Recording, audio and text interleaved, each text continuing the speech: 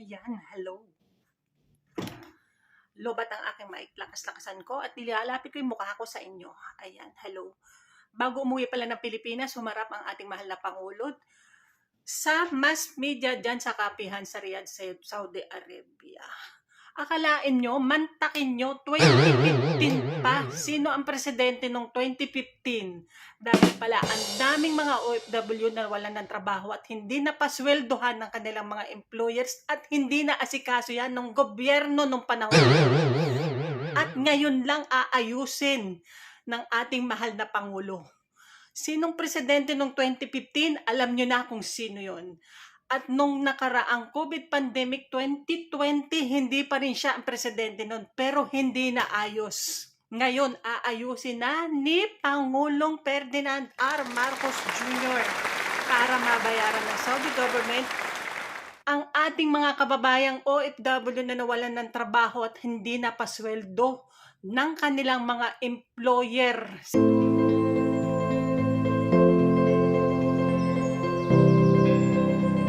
Good evening. Good evening. As usual, yung mga event natin sa Filipino community, laging masaya.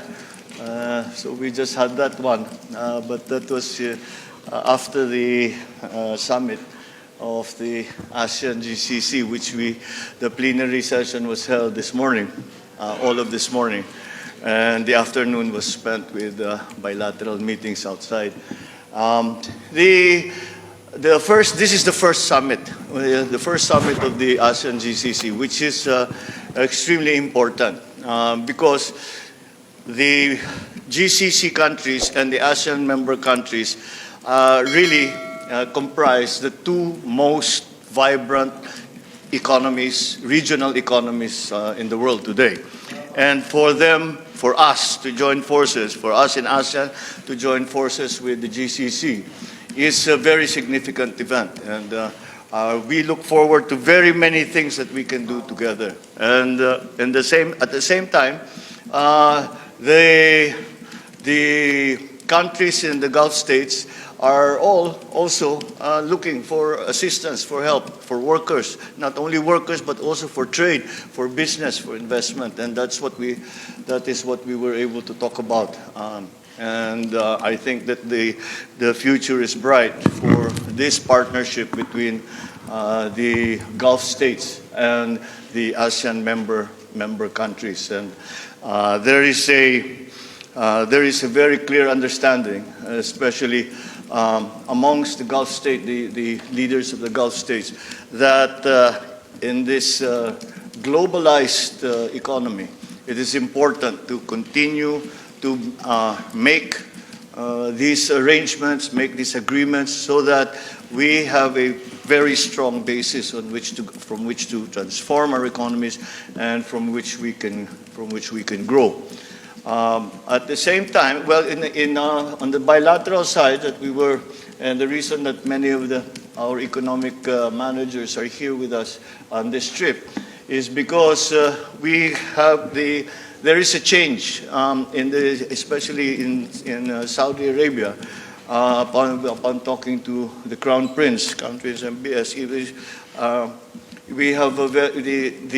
they are very interested not only in, of course, getting increased contractors and laborers and help and professional skilled workers, mga engineer ang mga hinahanap nila. Yun ang mga arkitekto, yun mga hinahanap nila dahil marami talaga silang itatayo.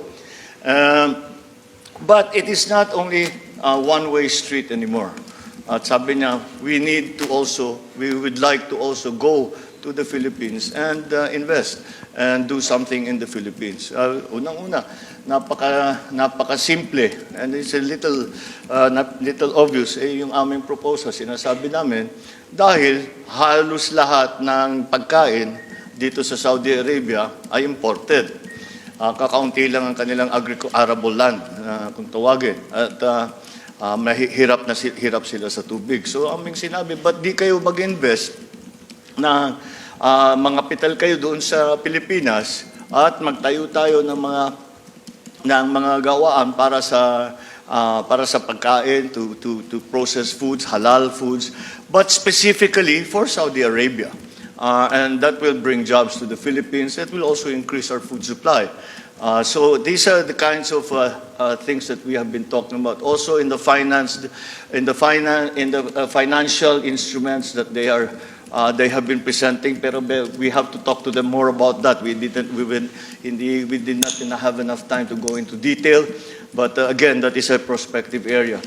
One of the areas that the Saudi Arabia has been very active in is actually in the development of renewable energy, because they have a very forward-thinking leadership, and they see that they would like to diversify their economy, they're not just dependent on petroleum products, and to increase the stability of their economy, and not so dependent on just one commodity. So these are, and of course we reintroduced to them the Maharlika Investment Fund, and that has proceeded very quickly. And we have already started with detailed talks with the PIF, which is the equivalent here in Saudi Arabia. It is their investment fund, and how we can work together. And it is not only Saudi Arabia; it is also the other Gulf countries who have expressed an interest. I am very encouraged and quite happy by the fact that the reaction that we got from our partners in Saudi Arabia and in other countries has been very encouraging, at gusto talaga nila na tumulong at makilahok dito sa ating investment, dahil naman pinaipakita naman natin na magandang investment talaga para sa kanila ito. So the concept of an investment fund, a sovereign fund for the Philippines, is growing even more attractive, ever more attractive as we go down the road and we talk to more of our prospective partners when it comes to the sovereign fund. And I'm confident that once we get it operationalized, once we are able to start talking in detail with not only the investment funds, but even private corporations and other governments as well. And that is precisely the role that we have envisioned for the sovereign fund, the Maharlika Fund, and that is what the direction that it has taken. And again, our partners have been very encouraging in their reaction to what we have presented to them. I also am happy to report that today, this morning, I was just asked, after nasa plenary hall kami, we were making speeches, we got a message from the Crown Prince of Kuwait. Sabi niya, can we have a quick chat for just 3 to 5 minutes? He says it won't take very long. And we said, of course, and nag-usap kami. Tumayo lang kami sa mga inuupuan namin, tapos pinabihan ko sila. And I spoke to the Crown Prince, and sabi niya hindi niya gusto yung nangyari between Kuwait and the Philippines, that he disagreed with what the people were doing. He says that this salita niya, the words that he used were, do not listen to them, this comes from small people. I do not agree with what they have been doing. And in fact, she said, I do not want, there's no reason for you to apologize to us. Dahil noon yun ang hinihingi sa atin, mag-apologize tayo sa kanila. And sabi niya, as a matter of fact, I will apologize to you, sabi ng Crown Prince, dito sa nangyari. We will fix it and we will make it because we love the Philippines. And he says, because I remember your father. Sabi niya, he always supported Kuwait. He always supported us. And then I know that you will always also support us. And that's why we will fix this. So mukhang maayos natin yung problema sa Kuwait. Yung mga ban na ginawa natin, na pagkakabila. Dahil malakas ang loob ko magsabi, dahil kausap na natin yung Crown Prince. Kaya wala nang siguro.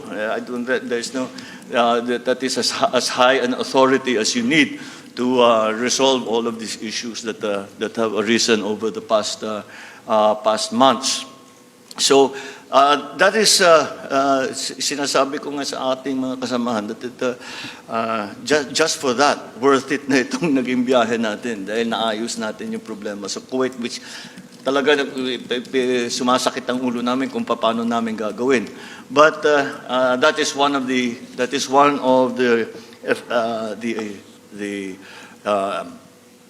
shall we say, successes that we can record from this trip. The other is the agreement with Saudi Arabia that not only will they continue to hire Filipinos at every level in the workplace, but also that they will come and do a lot of work in the Philippines, and they will invest in the Philippines so that they can return. Because ang tingin talaga nila sa atin is that they thank us for helping them transform and to progress their economy. At talaga naman we have played a very large part. Yesterday we had a very good roundtable meeting with the Saudi corporations in the different fields, the logistics, energy, agriculture, digitalization. And again, we had presented the Philippines, we presented the sovereign fund, and we started to explore what are the things that we can do together.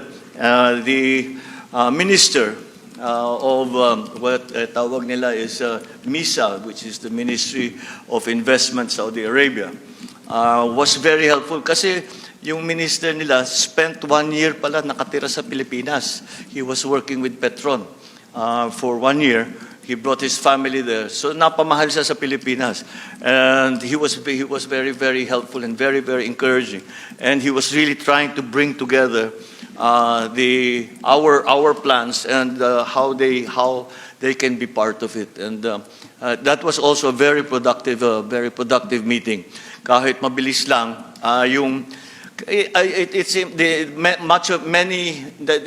there are many things that are done that are not in the plenary hall, that are not in formal speeches, but on the sidelines. And that's one of the things that I think is again has been a very good thing for us. And it is now again, as I always say when we have these trips, that it is up to us now to follow this up, to develop these ideas, to explore what will work in the Philippines, to see what is appropriate for the Philippines, and that is what we will now begin to do when we get back to the Philippines. We also signed a memorandum of understanding, MOU, di ba? Yeah, with between EEI and a large, hindi sila recruiter, but they bring workers from the Philippines to Saudi Arabia, and marami talaga silang gustong kunin. This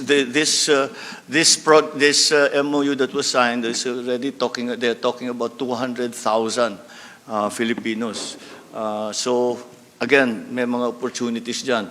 And this is something that we will continue to explore and continue to develop hanggang maging totoo na. So that's more or less what has happened in the last 2 days, from yesterday, pagdating natin dito, until this morning, which was the plenary session, and then the bilateral meetings that we had in the afternoon. So yes, so that is the report that I have for this trip at this the first ASEAN GCC Summit. Thank you, Mr. President. Sir, nasagot niyo na po lahat yung mga gusto nilang tanungin. Tanong niyo na pa rin. Sir, siguro we'll have Nel Maribohok na lang. Thank you. Yes, sir. Kamusta po yung mga OFW po natin na hindi pa rin nababayaran yung kanilang salary? At kamusta po yung insurance? Unpaid salary, sir. Yung around 10,000. Hindi, it's just, napoprocess na ngayon yun. We are already coming to the point na na yung detalye na lang ang pinag-uusapan. Yung listahan ng mga claimant na nalinis na, maayos na.